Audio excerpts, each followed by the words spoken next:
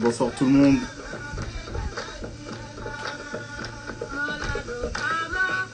J'espère que vous vous portez tous bien. Ça fait longtemps que j'ai pas fait de live. C'est un live qui est assez exceptionnel parce que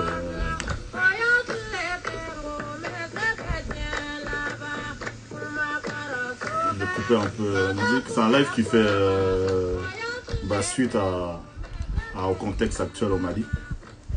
C'est un sujet qui nous touche de près ou de loin, qui nous touche particulièrement parce que je suis malien, je suis très attaché à mon pays, à tout ce qui peut tourner autour. Et c'est vrai que les derniers jours ont été assez difficiles pour tout le monde.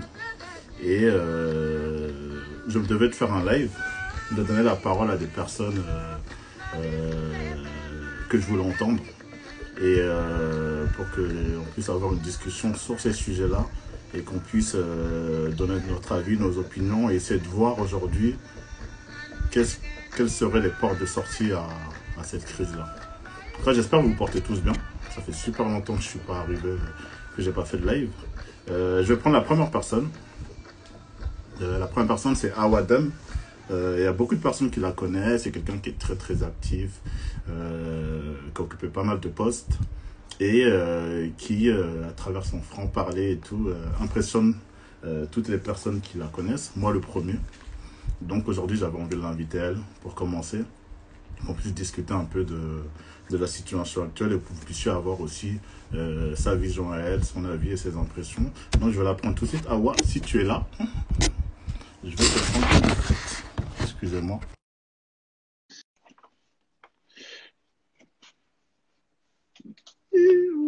Awa. Awa. Bonsoir. Bonjour tout le monde. Comment tu vas? Je vais super bien. Tu es en Allemagne là, c'est ça? Ouais, là je suis chez moi en Allemagne parce qu'en ce moment je suis un peu entre Paris et Francfort. Ok. J'espère que tu te portes bien. Je me porte super bien vu le contexte et le vent d'espoir qui souffle à nouveau sur notre vraiment sourire parce On qu'on es- se dit que maintenant on peut se permettre de rêver un peu plus pour ce beau. En espérant que ce vent ne balaye pas tout sur son passage, comme ça a été le cas il y a 8 ans maintenant. Ça a été un peu difficile de se relever de tout ça. C'est vrai. Justement, c'est pour ça que je tenais aussi à t'avoir aujourd'hui pour discuter de tout ça. Il y a beaucoup de gens qui te connaissent, certains ne te connaissent pas. Je pense qu'à travers les échanges, ils vont découvrir un peu et comprendre surtout le personnage. Et, aujourd'hui, au vu du contexte, au vu de tout ce qui se passe, c'est vrai que c'est super compliqué.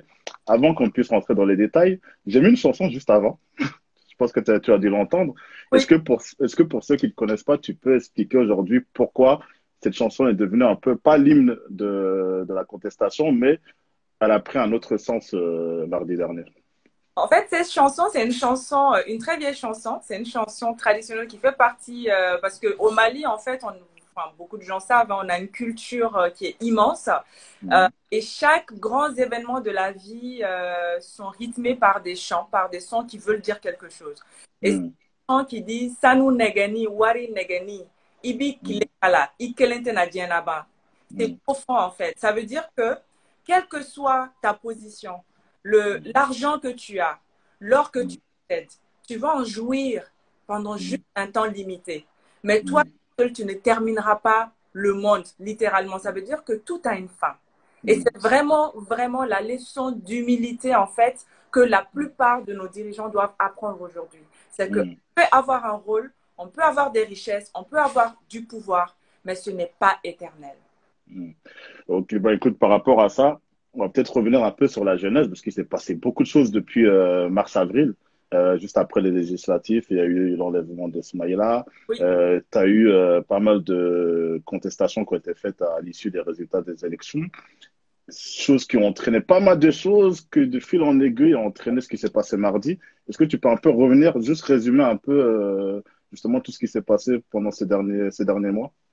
Oui, alors pour ceux que je sais, parce qu'après, je n'ai pas tous les détails et certaines personnes qui l'ont vécu peut-être de manière un peu plus intime sauront en parler mieux que moi, mais de mon regard, ce que Mm, j'ai observé, c'est que depuis, rappelons-le, 2012, on a un mm, plongé dans le chaos. On a un mm, pays où on a non seulement la situation du Nord avec une ville comme Kidal qui est inaccessible, où nous avons des forces étrangères qui sont postées, donc quasiment une division du pays à cet endroit-là. mm, Également le centre, où il faut le rappeler, nous avons des combats qui ont eu lieu, des questions ethniques qui se sont érigées entre Peul et Dogon, des massacres qui ont eu lieu. mm, Et au sud, on va dire, notamment au niveau de la capitale, euh, une classe politique, en tout cas des dirigeants politiques qui étaient totalement à la ramasse. mm, C'était vraiment déprimant et désolant de voir l'état dans lequel le Mali se plongeait depuis l'élection du président Ibrahim Boubacar Keïta jusqu'à aujourd'hui. Voilà. Et je pense que pour rappeler un petit peu l'histoire récente, ce qui s'est passé, cette présidence a fait des mécontents à tout. mm, On a pu le voir au Mali, les militaires étaient mécontents puisque mm, à chaque fois, il y avait des attaques des Maliens qui perdaient la vie inutilement et la réponse malheureusement de ce président de la République était totalement euh, en deçà des attentes pour un pays qui est dans une situation comme le Mali. Donc il y avait de la colère aussi qui s'était érigée mm, au niveau des militaires sur ces questions. Ensuite, les questions ethniques, notamment au centre du Mali, qui est plus liée à une absence de l'État finalement et qui s'est finalement cristallisée. Les tensions sont devenues tellement vivaces et il y a aussi eu une très mauvaise gestion de ces éléments-là, puisque l'État est totalement absent de ces zones-là, malheureusement. Ensuite, évidemment, au niveau des grandes villes, au niveau de la capitale, nous avons vu des grèves incessantes. Tout mm, le pays était mécontent. Il n'y a pas une catégorie socio-professionnelle au Mali qui pouvait dire Alhamdulillah. On a vu des enseignants manifester, au niveau de la justice, on a vu des manifestations. Le pays était dans un état déplorable, lamentable. mm, Et en face de cela, malheureusement, nous avions l'impression d'avoir une classe dirigeante, un président, sa famille qui avait l'air totalement déconnecté, qui continuait voilà, à nous servir un discours qui n'allait pas dans le sens du vécu et du sentiment du Malien lambda au quotidien. mm, Et fort heureusement, donc on l'a vu, les Maliens, nous sommes un peuple digne, un peuple qui n'accepte pas une situation qui ne nous convient pas. Donc, dès le départ, je pense qu'on l'a senti tout de suite. Au moment mm, de l'élection d'Ibrahim Boubacar Keïta, avec l'achat du fameux avion présidentiel, tout le monde en a parlé, nous nous sommes indignés, des mm, discussions ont eu lieu. Alors, il y a eu un deuxième mandat, voilà, à voir dans quelles conditions, mais il y a quand même eu un deuxième mandat. Mais depuis le début de ce deuxième mandat, les Maliens n'ont pas arrêté de mm, contester, n'ont pas arrêté de se plaindre et n'ont pas arrêté de montrer clairement qu'ils étaient mm, contre le pouvoir. Et c'est d'ailleurs pour ça que très rapidement, il y a eu une demande très claire auprès de ce président de la République de démissionner de ses fonctions tout simplement. mm. Et voilà, ça a donné lieu à ce qu'on a vu aujourd'hui après la mise en place du mouvement M5, toutes les manifestations, les grèves, les contestations, etc., qui se sont plutôt bien passées malgré tout, malgré le fait qu'on ait quand même perdu des vies humaines, Mm. paix à l'âme des disparus, et vraiment qu'Allah donne la force aux familles de Amen, amen. supporter cela. On peut dire que les choses se sont relativement passées dans l'apaisement parce que Mm, je pense aussi le peuple malien, quelque part, a une maturité aussi par rapport à cela. On va en parler de qu'est-ce que c'est que la mm, démocratie chez nous, qu'est-ce qu'on entend mm, par la liberté, qu'est-ce que mm, c'est qu'être malien et d'où vient en fait ce fait que à chaque fois que nous sommes dans une situation qui ne nous convient pas, nous ne l'acceptons pas, nous contestons et même s'il y a des coups d'État et on peut en parler également de ce que mm, c'est d'avoir des coups d'État quelque part, c'est un échec de la démocratie. Mais alors, comment est-ce que, à partir de ce moment-là où nous sommes, le tournant où nous nous trouvons aujourd'hui, nous pouvons repenser en fait notre démocratie, nous pouvons repenser notre pays et saisir cette opportunité-là, cette ultime opportunité-là pour redresser le Mali et aller vers ce que j'aime appeler le Mali de nos rêves. Mais après, dans tout ce que moi j'entends, tout ce que tu dis, j'ai eu pas mal d'échanges ces derniers jours justement avec beaucoup de gens qui ont aussi cette vision-là, la tienne qui est aussi en partie la mienne. Et ce qui revient souvent, c'est justement ce côté où IBK était vu comme une solution. C'était, on va dire, à l'époque et tout, je vais pas dire qu'il n'y avait pas grand monde, mais c'était entre le choix, je vais pas dire entre la peste et le choléra, pour reprendre les termes d'une personne avec qui j'ai eu un débat hier. Mais aujourd'hui, les reproches qui ressortent et tout, c'est que c'est quelqu'un qui a joué du pouvoir sans l'exercer. Est-ce que c'est vrai, est-ce que ce terme-là peut résumer aujourd'hui enfin, le mandat plus la moitié de ce mandat d'IBK? Et aujourd'hui, est-ce que Ibeka était finalement l'homme de la situation? Ibeka n'était absolument pas l'homme de la situation. À Mm, l'époque, en 2013, je pense que c'était en 2013 la première élection d'Ibeka, j'étais à Paris, mm, très engagée sur le terrain. J'ai fait beaucoup de plateaux télé, radio, mm, etc., où je donnais clairement mon point de vue. Euh, mm, Moi, dès le départ, Ibeka n'a jamais été l'homme de la solution. J'ai jamais mm, un bulletin dans l'urne pour Ibeka. Tout ça mm, parce que je suis née au Mali, j'ai grandi au Mali.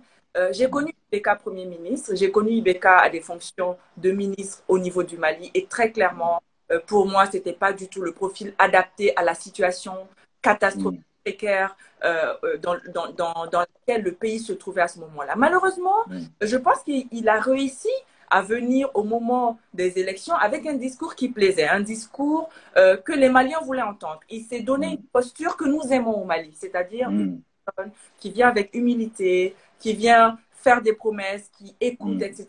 Ça a été une posture totalement inverse de ce qui a été adopté dès son mm, élection, puisque on se rappelle des débats au niveau du changement de la Constitution, ce projet où il avait essayé de faire passer tout ceci avec une force, un bras de fer qui ne mm, correspond pas au profil du Malien lambda. Et encore une fois, je renvoie à cette tribune que j'avais écrite en 2017 de mémoire sur ce sujet, en disant, on ne peut pas venir comme ça, avec force, décider de notre destin, de notre sort, sans nous consulter. Nous, ce n'est mm, pas les Maliens qui ont des degrés à l'université ou des Maliens, je vais dire, qui peuvent suivre le journal télévisé en français, etc.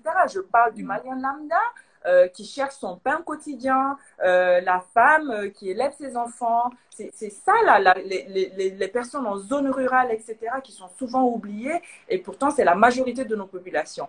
Et en fait, ce qu'on attend du futur président de la République et de son équipe, mm, c'est justement ça, c'est de venir avec cette humilité-là, de se mettre à la hauteur des Maliens, parce que nous avons beaucoup à dire et nous savons exactement quel genre de pays nous voulons construire. Et mm, ça se fera ensemble. C'est fini l'époque de la royauté, où une personne, mm, une famille vient, se met au sommet et dicte ce qu'elle veut, ce qu'elle souhaite, mm, le destin des peuples. C'est fini cette mm, époque-là. Et c'est ça la démocratie. La mm. démocratie, c'est qu'on s'assied ensemble à la même table, qu'on discute et qu'on valide ensemble de notre sort. Et ça, nous avons la solution au Mali et j'espère vraiment que nous avons enfin cet espoir cette année, avec le coup d'État, la démission du président Ibeka, de nous mettre en ordre de marche pour cela. Après, Awa, on parle de coup d'État, et d'autres parlent comment dire, de démission militairement assistée, pour reprendre un terme que j'ai vu tout à l'heure.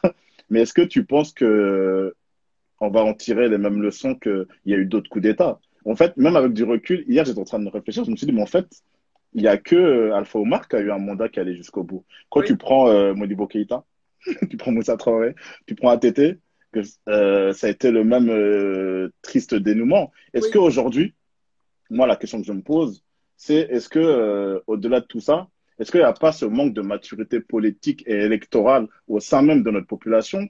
Est-ce que le Malien ne se laisse pas guider par ses émotions plus que sa raison? Est-ce qu'on est prêt à tout ça? Parce qu'aujourd'hui, le problème, c'est que je vais te donner un cas de figure. C'est qu'à l'époque, j'ai aussi fait une tribune par rapport aux élections. Et à l'époque, j'avais appelé mon oncle qui est au village et tout, qui est instruit, qui a fait l'école, etc. Et je lui ai dit, pour qui tu vas voter? Donc, il m'a dit qu'il allait voter pour telle personne et je lui ai demandé pourquoi. Et là, il m'a expliqué, il m'a dit un truc qui m'a choqué, mais j'avais compris de toute manière, c'était que ce candidat-là était venu dans le village d'à côté, il avait fait un don de telle chose. C'est-à-dire que quand je te dis que les gens ils se laissent guider par les émotions, c'est que aujourd'hui, on ne juge pas un candidat sur un programme, on le juge sur ce qu'il va montrer. C'est-à-dire qu'aujourd'hui, est-ce qu'il y a cette maturité électorale et politique qui fait qu'en vrai, on irait vers un vrai changement? Parce que si demain, on continue à aller dans le sens dans lequel on est, dans prendre, se servir des erreurs, enfin ne pas se servir des erreurs pour revenir à la même chose, ça va être un vrai problème. Moi, aujourd'hui, il n'y a aucun candidat qui peut être jugé sur un réel programme. L'année dernière, enfin, lors des dernières élections et tout, on avait fait un débat avec l'équipe d'IBK.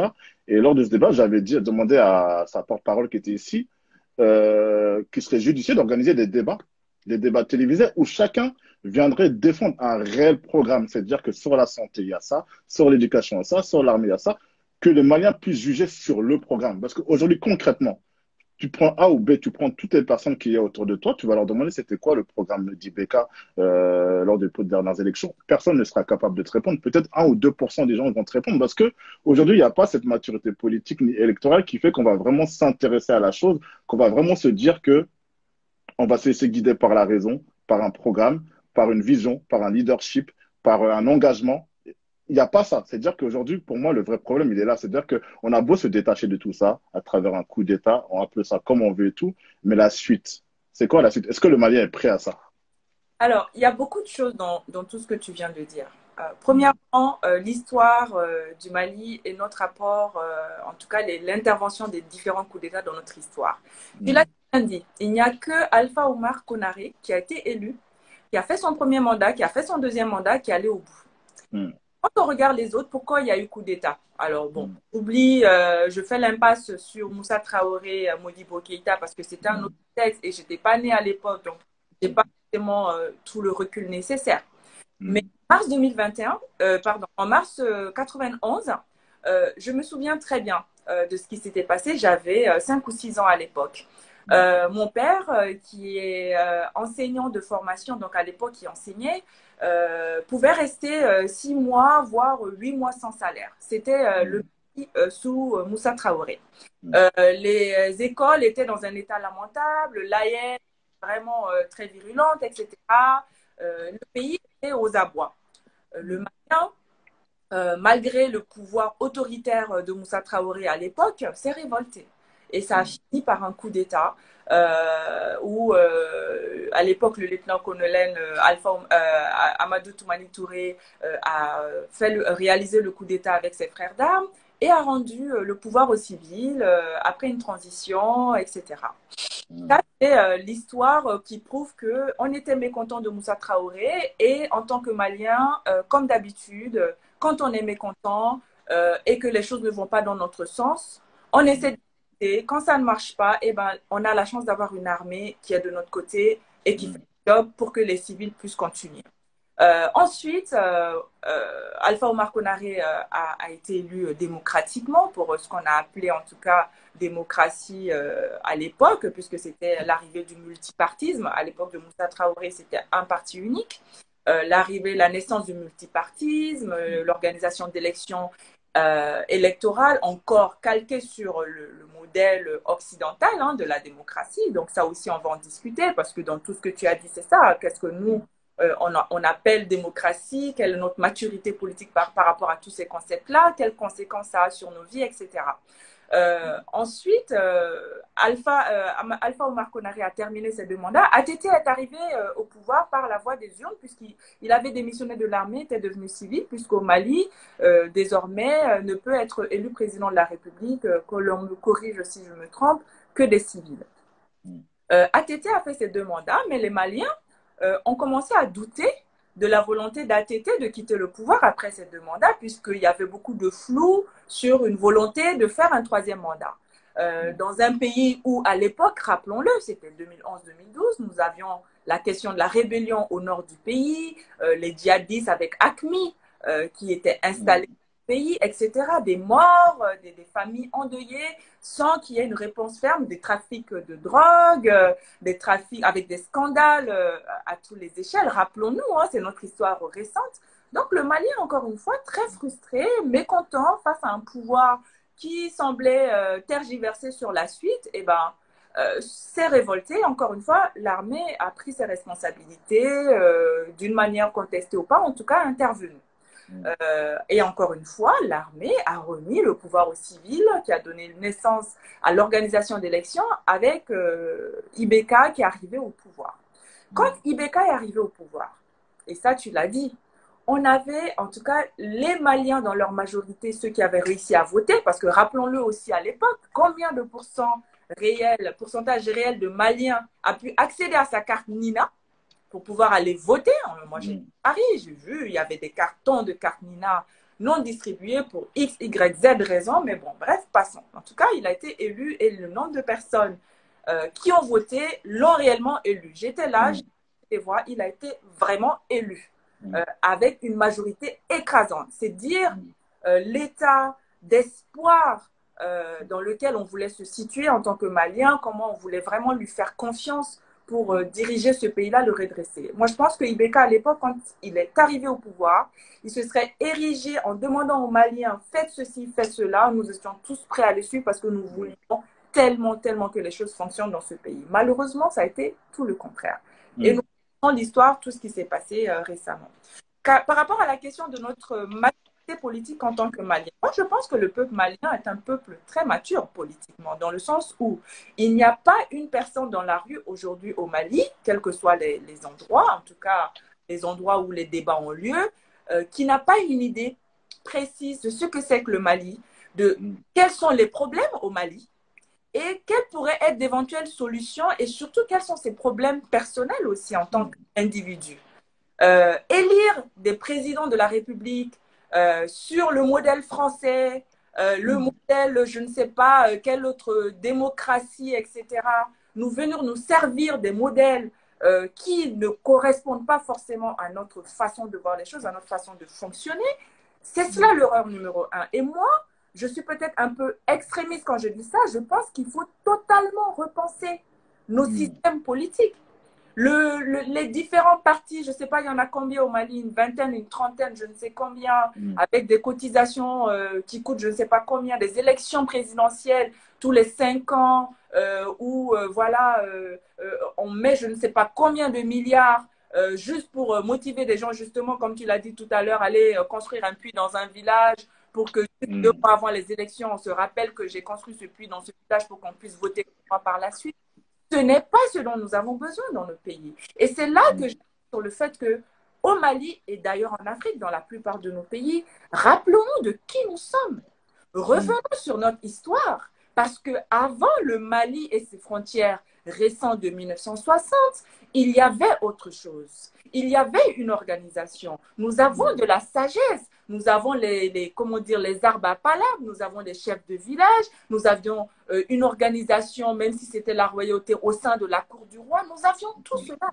Et il y a un pays que j'adore toujours citer en exemple, c'est le Rwanda.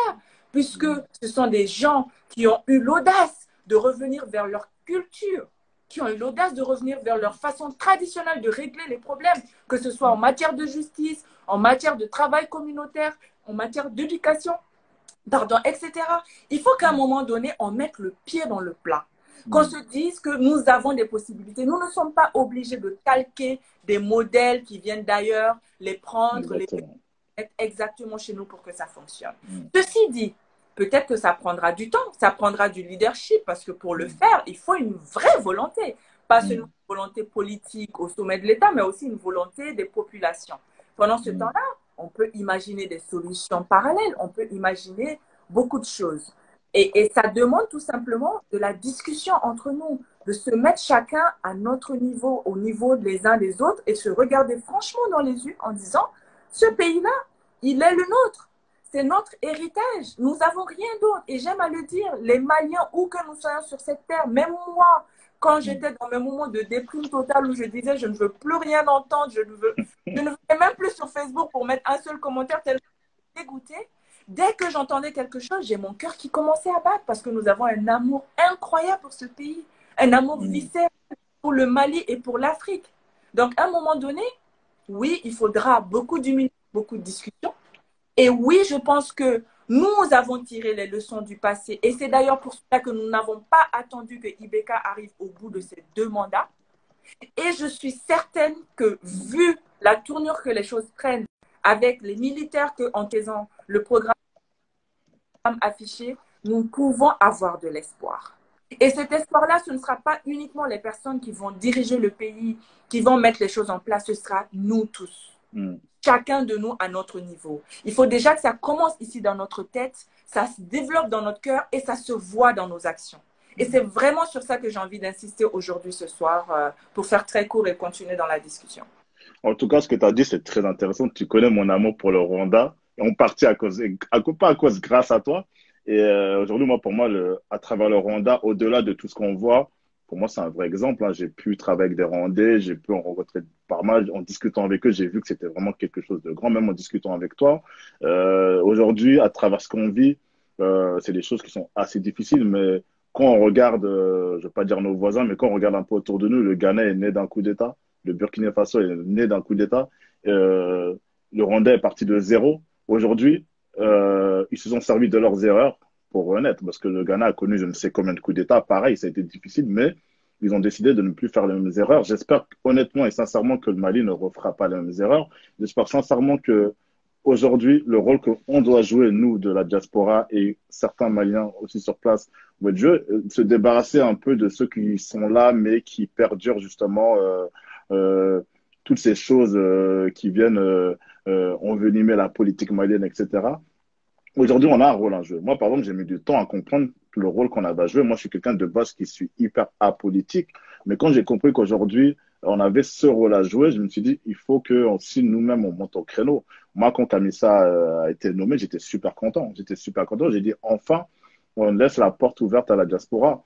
Quand certains d'entre nous ont été consultants ou ont soufflé dans l'oreille de certains politiques, j'ai compris qu'aujourd'hui, on avait un rôle à jouer et qu'ils ne peuvent, malgré eux, ne pas se passer de nous. Sauf qu'aujourd'hui, débarrasser le plancher, c'est une chose, mais il faut qu'on soit dans le concret, il faut qu'on puisse proposer quelque chose qui va dans le sens de tous. Aujourd'hui, toi comme moi, on aimerait aujourd'hui que tous ces aspects de je suis élu uniquement pour les honneurs et les prestiges puissent être balayés. Aujourd'hui, ce qui doit primer, c'est l'intérêt du peuple. C'est-à-dire qu'aujourd'hui, on doit être élu sur un engagement collectif. C'est-à-dire qu'on doit se dire aujourd'hui, les personnes qui doivent reprendre les rênes du Mali doivent être des personnes qui vont plus se soucier du peuple que d'eux-mêmes, que de leur poche, que de leur famille et que de leur intérêt personnel. Et c'est ça le souci.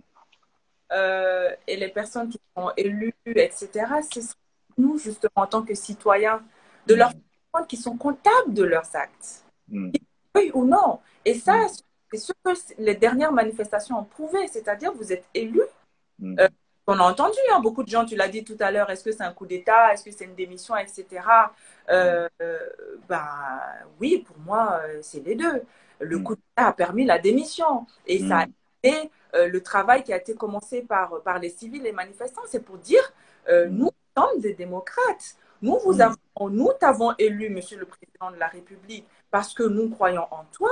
Mais si nous voyons que tu déconnes et que tu ne travailles pas et que tu n'es pas, tu nous rends pas les comptes que nous attendons de toi, eh ben, nous ne te laisserons pas faire. Et c'est exactement cela, en fait, pour moi, la démarche à adopter, c'est de mettre une pression sur nos dirigeants. Et pour mettre la pression sur les dirigeants, ça veut dire nous-mêmes adopter une posture qui fasse que nous puissions aller demander les comptes à nos dirigeants. Ça veut dire que nous-mêmes, dans notre quotidien, notre fierté, notre dignité, le service et l'amour que nous voulons rendre à nos pays et la manière dont nous nous comportons au quotidien fassent que les dirigeants en face n'auront pas d'autre choix que de se réajuster. Parce que quand on a un peuple digne en face, quand on a un peuple fier, un peuple travailleur, un peuple qui ne se laisse pas faire, eh bien, on réfléchit 10 fois avant de faire des bêtises. C'est vrai. Mais est-ce qu'aujourd'hui, tu ne penses pas qu'aujourd'hui, il y a eu la démission d'Ibeka. Est-ce que tu ne penses pas que le peuple aussi doit démissionner dans un certain sens de ses mauvaises habitudes? Parce qu'aujourd'hui, en vrai, quand on regarde le problème du Mali, c'est les Maliens. Le problème du Mali, c'est les Maliens. Est-ce qu'aujourd'hui, il ne doit pas y avoir une toute nouvelle dynamique qui doit s'installer avec une toute nouvelle vision, avec parce que les Maliens, ils ont du mal, par exemple, avec les personnes de la diaspora. C'est-à-dire que les personnes de la diaspora font peur, ont une mauvaise image, etc. Sauf qu'aujourd'hui, ils doivent être aussi, ils doivent venir se greffer, pardon, au développement du Mali. Je ne veux pas dire que le Mali ne se fera pas sans la diaspora, mais aujourd'hui, on l'a vu à travers le Rwanda que la force est venue de la diaspora. Et aujourd'hui, on voit le changement, on voit la différence, on voit le développement, on voit tout ce que ça a apporté. Et c'est un plus. Est-ce qu'aujourd'hui, le rôle de la diaspora est encore plus important? Et est-ce qu'aujourd'hui, il n'y a pas aussi un défaut d'organisation au niveau de la diaspora? Parce qu'il y a plein de groupes que je ne peux pas citer qui ont tenté de s'organiser pour proposer des choses et tout. Mais dès lors qu'il y a un problème de leadership qui s'installe, bah, les groupes s'éclatent et tout. Au final, il n'y a plus grand-chose. C'est quoi la solution? Comment on doit arriver? Moi, je connais plein de gens autour de moi qui font des choses incroyables, qui sont partout en Europe, aux États-Unis, partout, qui aujourd'hui, je sais que s'ils rentrent au Mali, pourront jouer un rôle. Que ce soit nous, que ce soit des personnes de notre entourage et tout. Aujourd'hui, il y a comment te dire, c'est ce réseau d'excellence de personnes qui peuvent jouer un rôle, qui peuvent être une valeur ajoutée au développement du Mali, mais par quelle porte ils doivent rentrer, tout simplement. Ben, écoute, Dibi, donc, tu as dit, il y a tellement de choses et c'est tellement profond. Quand on va au Mali, en tant que personne de la diaspora, en face, nous pouvons vivre parfois un certain rejet. C'est comme tout dans la vie, c'est une relation humaine. Les personnes rejettent l'image que nous apportons souvent de la diaspora. C'est-à-dire que nous venons avec une image de gens au service du pays, de personnes désintéressées, de personnes qui mettent le Mali au-dessus de tout. Et souvent, nous avons en face de nous des personnes qui ont été happées par un système, gangrénées par la corruption, qui les a poussées justement à mettre toutes ces valeurs-là de côté. Donc, nous leur mettons en plein face de la figure, en fait, toutes leurs insécurités par rapport à ce que nous pouvons représenter. Et d'où ce rejet. Moi, je dirais que tout simplement, notre rôle primordial, c'est de ne rien lâcher. C'est d'y croire. Et moi, je suis convaincue, et je peux le dire avec force, que le Mali ne se fera jamais sans sa diaspora. Le Mali ne se fera jamais sans sa diaspora. L'Afrique ne se fera jamais sans sa diaspora. La diaspora est une autre région. Nous avons une dynamique, nous avons une force politique, une force financière qui est encore plus importante. Nous avons des idées, de l'expérience. Et encore une fois, il faudra qu'en tant que Maliens, entre nous, nous ayons une humilité qui fasse que nous puissions nous mettre ensemble justement pour mettre le pays au-dessus de tout et prendre des expériences des uns des autres, la diaspora venir avec ce qu'elle a apporté et partager aussi avec humilité avec les personnes qui sont sur le terrain, qui ont aussi un recul, une connaissance, une expertise du pays que nous n'avons pas forcément en venant de l'extérieur. Donc tout ça mis ensemble, nous pourrons y arriver. Et bien sûr qu'il y a des choses à faire. Il y a des choses à faire en termes d'organisation. Et moi, je fais partie des personnes qui pensent qu'on n'a pas besoin d'être 10 000 pour y arriver. On peut commencer à 2, 3, 4, 5, s'attaquer à 1, 2, 3 sujets clés et pousser les choses et avoir d'autres personnes derrière qui font une force. Et il est interdit pour moi, pour notre génération, d'être apolitique. Tu ne peux pas te permettre d'être apolitique. C'est un confort que nous ne pouvons absolument pas nous donner, en fait. Nous ne pouvons pas. Nous avons des idées. Une fois que tu as des idées et que tu martèles tes idées, tu fais de la politique. De la politique, ça ne veut pas forcément dire être partisan d'un parti politique. Moi, j'estime que je fais de la politique dans le sens où je crois en quelque chose. J'ai des valeurs. Convaincue que la politique est une force qui est au service du peuple. Et je suis convaincue que la politique, c'est l'arme la plus utile qui puisse faire des changements massifs à grande échelle, plus qu'une association, plus qu'un groupe d'individus.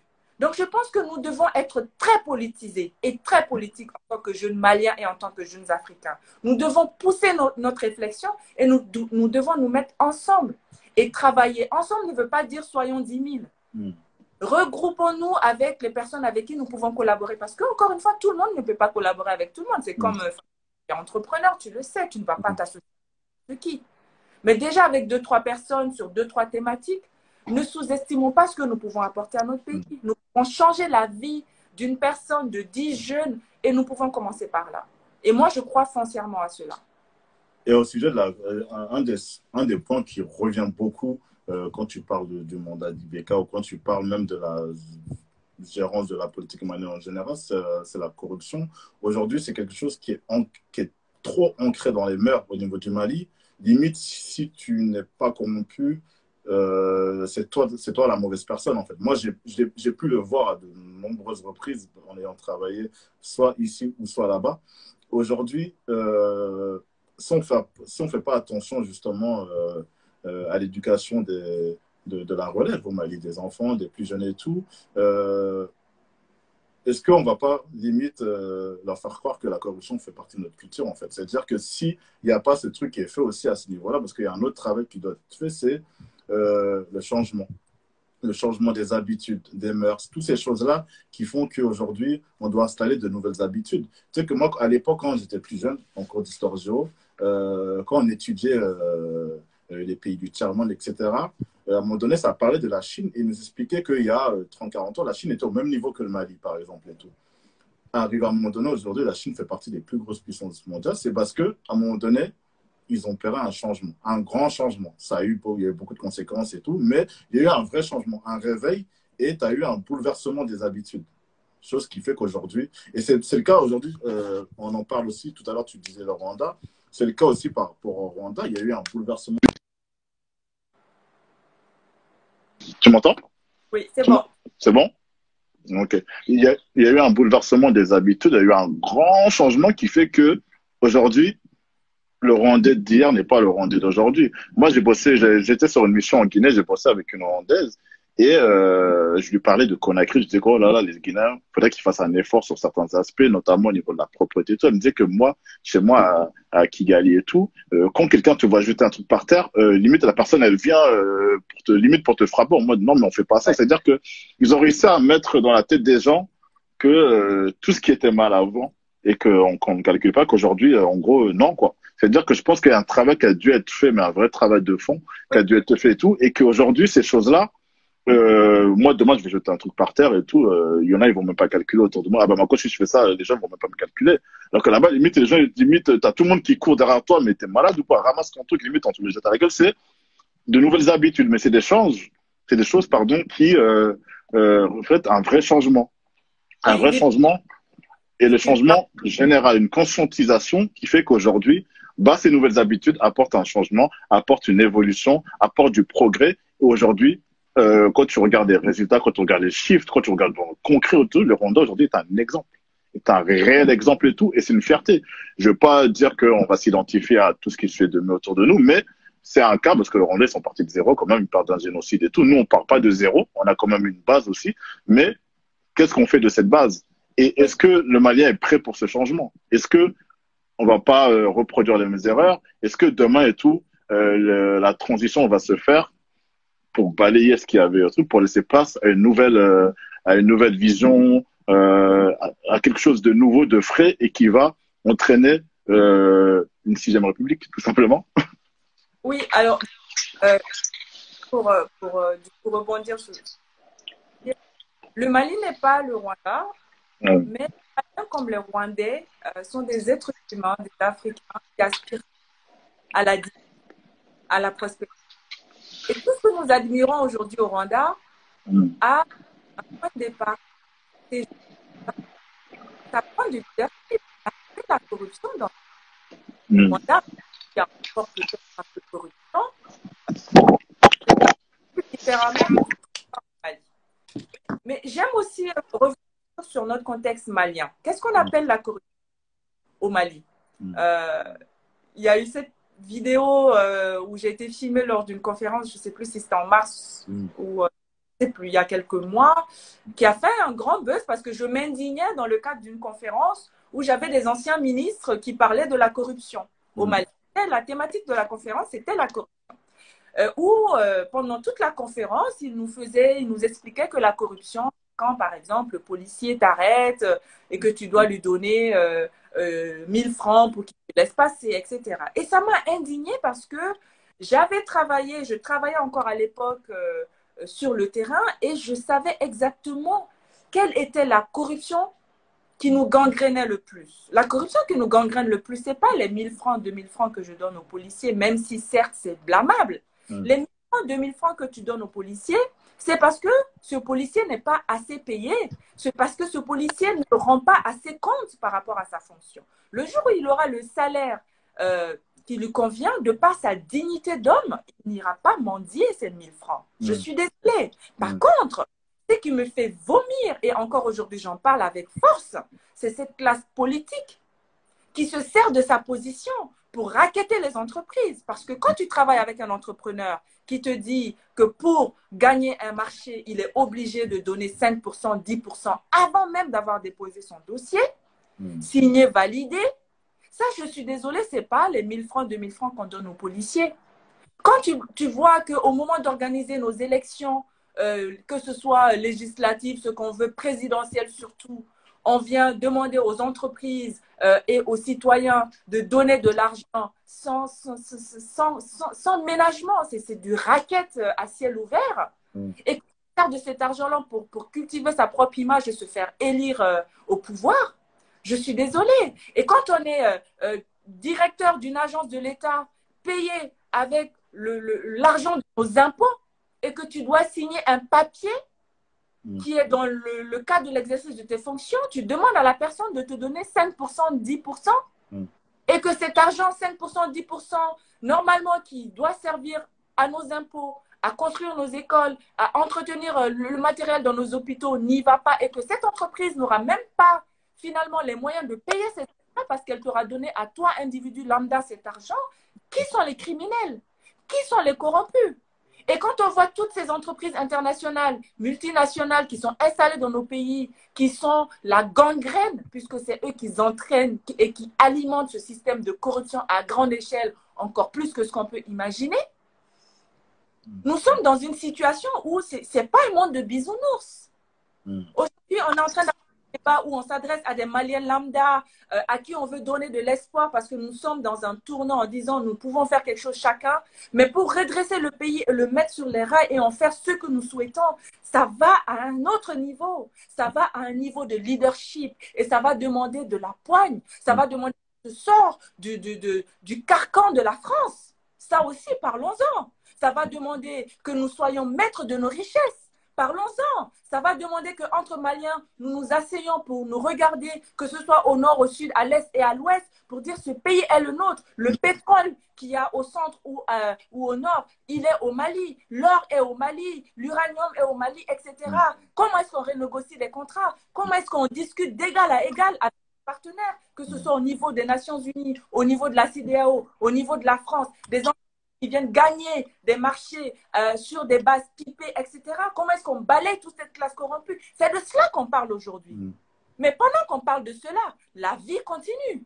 Le Malien lambda doit être capable de se lever et de dire « je suis digne ». Je ne mets pas le papier par terre parce que j'ai conscience de ce bien commun qu'est le Mali. Que je suis consciente que quand je coupe un arbre dans un pays à moitié désertique, je suis en train de commettre un crime. C'est de cela qu'on parle aussi en même temps. Donc, le débat est assez profond, en fait. Il faut qu'on choisisse un angle et qu'on le développe, mais n'oublions pas l'essentiel. Il s'agit de la souveraineté même de notre pays. Il s'agit même de notre identité en tant que Maliens. Qui sommes-nous? Qu'est-ce que signifie aujourd'hui être Malien au sein d'une Afrique telle qu'elle est aujourd'hui? Où nous positionnons-nous? Quand je marche dans la rue et que je vois un papier traîner par terre ou que je vois une personne avoir un mauvais comportement, c'est comme à l'époque où tout le village se réunissait pour éduquer un enfant. Est-ce qu'ensemble, nous nous réunisserons pour élever ce Mali au niveau que nous l'espérons, au niveau que nous attendons? C'est de cela qu'on parle aujourd'hui. Moi, je pense que c'est super important ce que tu dis. Je pense qu'aujourd'hui, l'effort doit être collectif. Je pense qu'aujourd'hui, que ce soit au niveau de la classe politique ou même au niveau du peuple, même aujourd'hui, le changement ne se fera que à travers l'union des deux. C'est-à-dire qu'on ne pourra pas jeter la faute sur un ou sur l'autre. Et tout moi, pour moi, on doit tous aller main dans la main. Aujourd'hui, le Malien doit prendre conscience que le changement viendra de lui, qu'à travers ses choix, à travers ses choix tout simplement, parce qu'aujourd'hui, c'est le Malien qui va mettre à la tête de son pays une personne qui va jouir de ce rôle et qui va apporter certains changements et tout. Donc, le Malien a un rôle aujourd'hui qui est super important et qu'il ne faut pas négliger. Aujourd'hui, le Malien doit être prêt d'assumer ce rôle, il doit être prêt à assumer ce rôle, il doit être prêt à dire non quand il faut dire non, il doit être prêt à dire je veux changer quand il faut changer, il doit être prêt à dire qu'aujourd'hui, ce qui s'est passé n'était pas ce qu'on voulait. Aujourd'hui, on veut un autre Mali. Aujourd'hui, on est les premiers à être patriotiques, on est les premiers à créer Mali puissance, comme je dis souvent, mais aujourd'hui, notre pays est dans un tunnel et honnêtement, je prie Dieu pour qu'on puisse sortir de ce tunnel et qu'au bout de ce tunnel, il n'y ait pas d'autre tunnel parce qu'aujourd'hui, le Malien mérite le progrès, le Malien mérite le développement, mérite toutes les bonnes choses qui arrivent à nos voisins, qu'on ne jalouse pas. Moi, pour moi, aujourd'hui, je suis fier de voir qu'autour de nous, certains pays avancent, qui font de belles choses. Et moi, j'ai toujours dit que le jour où nous, le Mali, on prendra ce virage-là, on est capable d'être encore plus haut que ces pays-là. C'est juste que ce virage-là et tout, on peine à l'emprunter. J'espère que ce qui s'est passé mardi dernier va être l'amorce de quelque chose de mieux, de quelque chose de grand, et qu'aujourd'hui, on aura en face de nous quelque chose à notre image. Le Malien, aujourd'hui, doit se sentir valorisé, doit se dire, nous aussi, on a ça. Nous aussi, on peut le faire, et nous aussi, on va le faire. C'est-à-dire qu'aujourd'hui, on doit, moi, honnêtement, tout à l'heure, on dit plein de choses et tout. Je n'incrimine pas, je ne juge pas, je ne passe que sur des faits et nous ne jugerons que sur des faits. Chose qui est super importante et tout. Et aujourd'hui, on a un rôle à jouer, comme tu l'as dit, comme on le dit depuis tout à l'heure. Mais aujourd'hui, moi aussi, j'ai du mal aussi sur ce côté où on a du mal, là, je te parle de la diaspora, à s'unir justement pour faire poids, on va dire, et apporter justement nous notre vision. Aujourd'hui, ça, c'est un réel problème. Après que chacun le fasse à son niveau, c'est bien, mais tous ensemble, comme je dis souvent, une linceul n'applaudit pas.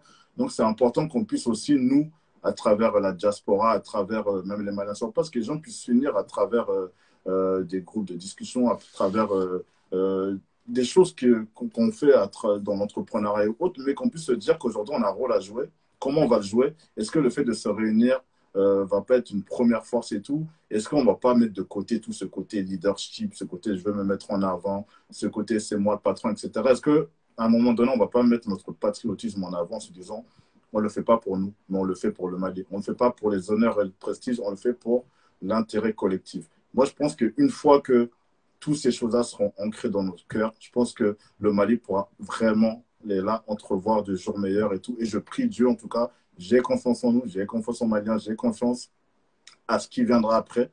Je suis quelqu'un qui avait beaucoup de... Je mettais un voile, moi, quand tu me parlais de Mali, d'avenir, etc., je mettais un voile dessus, je me disais que j'ai l'impression que c'est un éternel recommencement, qu'à chaque fois et tout, on balaye quelqu'un et à chaque fois on a pire, etc. et tout. Mais aujourd'hui, je te le dis, moi, je suis persuadé qu'aujourd'hui, on est dans le bon virage. On est dans le bon virage et ce virage et tout, on va tous emprunter ensemble. Personne de la diaspora, malien du Mali et tout, on va tous emprunter ensemble et tout. Et on va tous unir nos forces pour faire quelque chose de grand. Inch'Allah. En tout cas, moi, c'est ce que je souhaite. Et j'espère qu'on fera partie de cette aventure. Parce qu'aujourd'hui, voilà, on a des choses à dire. Tout à l'heure, tu parlais de politique. La politique, c'est apporter une solution à un problème. Donc aujourd'hui, à travers ce qu'on dit, à travers ce qu'on fait, malgré nous, on fait de la politique et tout. Et je pense qu'aujourd'hui, il faut cette union déjà pour qu'on puisse y aller. À partir du moment où on aura cette union, cette vraie union, je ne te parle pas d'une union platonique, je te parle d'une vraie union. À partir de là, je pense qu'on nous prendra plus au sérieux et que au niveau de la transition, parce que j'ai vu un peu ce qui s'était dit, qui disait qu'aujourd'hui, c'était important pour eux aussi de compter sur la diaspora. Bah, nous, on est là, tu es là, je suis là, ils sont là, elles sont là. Aujourd'hui, on a des choses à dire, on a peut-être des choses à faire et tout. Aujourd'hui, on se met à disposition, en tout cas, des personnes qui vont reprendre les rênes du Mali, en espérant que ce soit des personnes bien attentionnées, qui auront ce patriotisme dans le cœur, des personnes qui feront honneur au fils de Naré Marin et de Soulolo.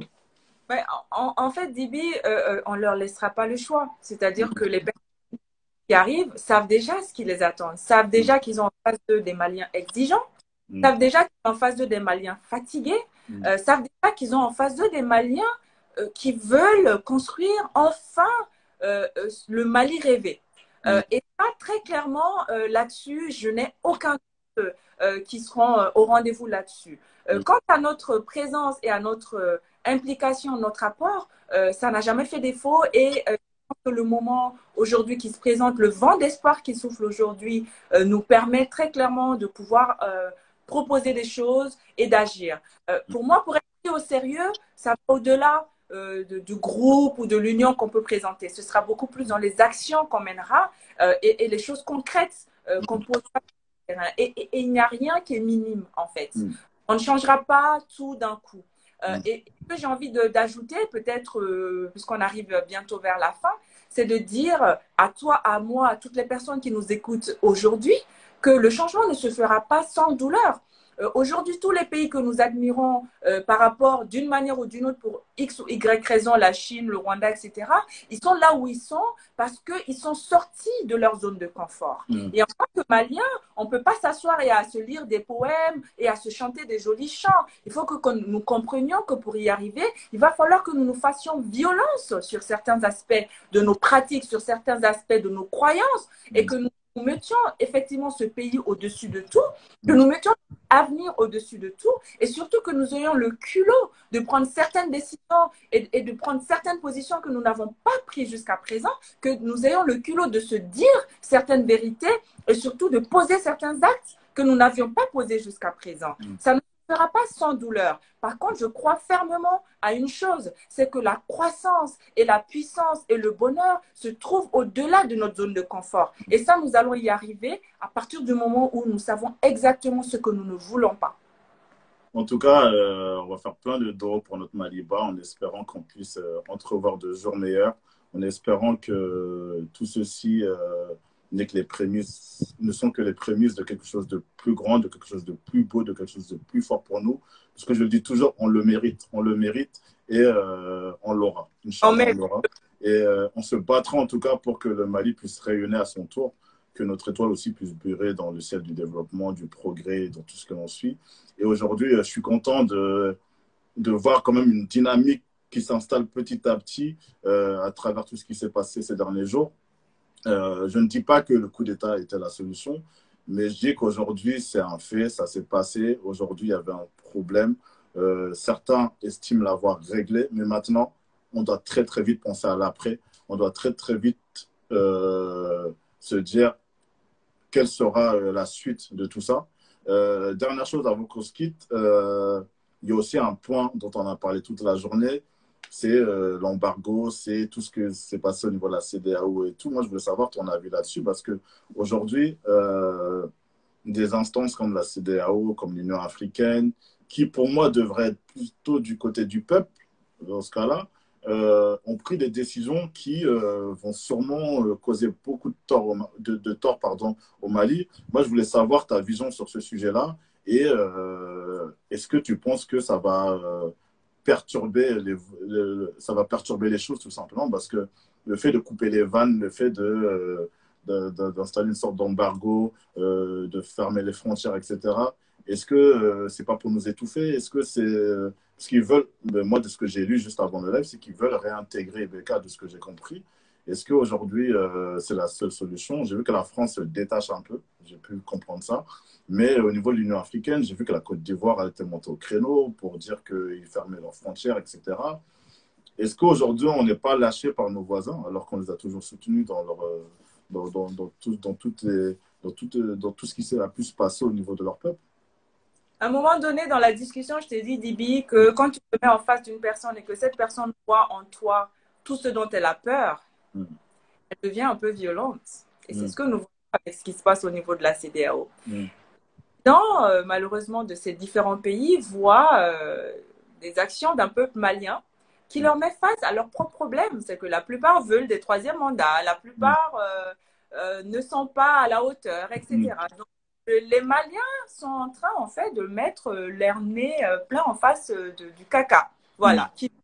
Et ils ont tous peur que nous ne soyons une inspiration pour leur peuple. C'est déjà le cas. Donc, s'ils veulent mettre un embargo sur le Mali, il n'y a pas de problème. Ça nous laissera juste tout simplement un peu plus de temps pour nous recentrer sur nous-mêmes et être plus concentrés sur nos propres problèmes. De toute façon, le Mali est un pays qui a une frontière, je pense, avec 7 pays. Et ces pays-là aussi dépendent fortement de nous d'un point de vue commerce. Nous utilisons les ports, nous avons du trafic, du trafic dans le sens de circulation d'êtres humains, de marchandises très fort.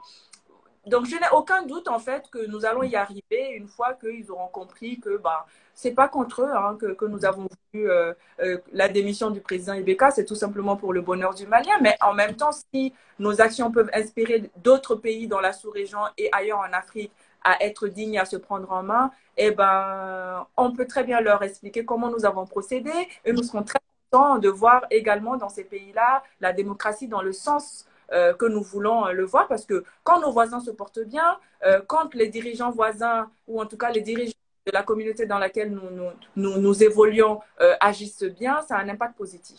Donc aujourd'hui, l'embargo de la CEDEAO, pour moi, ne me fait pas du tout peur. Au contraire, ça me fait bien sourire.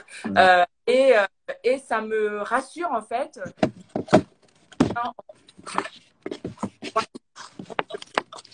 que nous avons une réaction de la part des personnes qui n'étaient pas dans le chemin de l'excellence, tout simplement.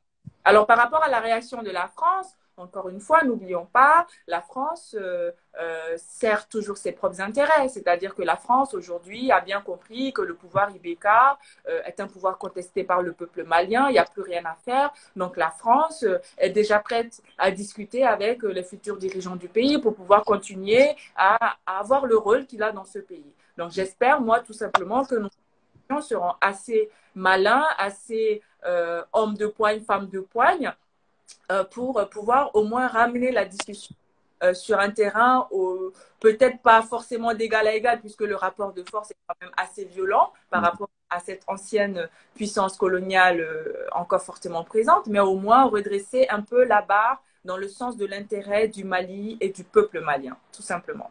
Ok.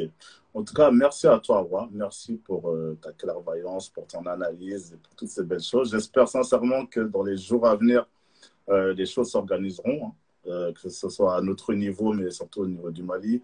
On reste focus là-dessus. Moi, je suis à fond de cela. Là, on regarde un peu tout ce qui se passe. On espère sincèrement que les jours à venir seront plus positifs qu'entraînants pour nous. J'espère qu'au niveau de la diaspora, on va s'organiser. J'espère qu'il y a des choses qui vont se créer, qui vont se faire, et que les personnes qui seront, c'est un message que je fais passer, hein, c'est que les personnes qui seront à la tête de ces mouvements-là le feront vraiment pour le Mali et non pour leurs intérêts personnels.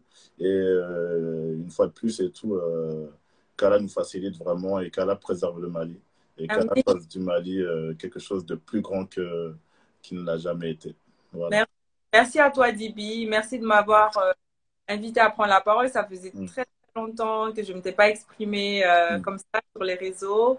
Ça me fait du bien parce que j'ai aussi besoin de reconnecter un peu comme ça. Et franchement, je peux te dire que d'un point de vue psychologique, j'ai passé des moments difficiles à regarder la situation du pays. Et ce qui s'est passé récemment vraiment me donne de l'espoir pour ce pays. Et vraiment, merci pour tout ce que tu fais. Engagement. Je vois que nous sommes tous les deux très bien habillés, au coton malien aujourd'hui. Consommons malien. Je suis habillée en Dogon, c'est pour montrer encore une fois qu'au Mali, nos ethnies sont une force. Notre culture est grande et puissante. Et moi, je compte beaucoup sur cette culture-là, justement, pour nous ramener vers ce que nous avons de plus profond en nous et pour redresser ce pays et en faire le Mali de nos rêves. Inch'Allah. À la coquette. Merci. Merci à toi. Juste pour ceux qui restent et tout, là, je vais couper le live, je vais le reprendre dans quelques minutes. Je vais inviter une autre personne qui est le président du Conseil national de la jeunesse malienne en France, il sait que tu connais Awa aussi. Et lui aussi nous fera part justement de son analyse sur le sujet. Donc, ceux qui ont suivi le live, c'est pas fini, il y aura une suite. Je vais juste te dire bonne soirée Awa, merci pour tout. Merci. Et restez connectés, je pense qu'on aura beaucoup de choses à se dire ces prochains jours, Inch'Allah. Ciao. À tout à l'heure. Bye bye.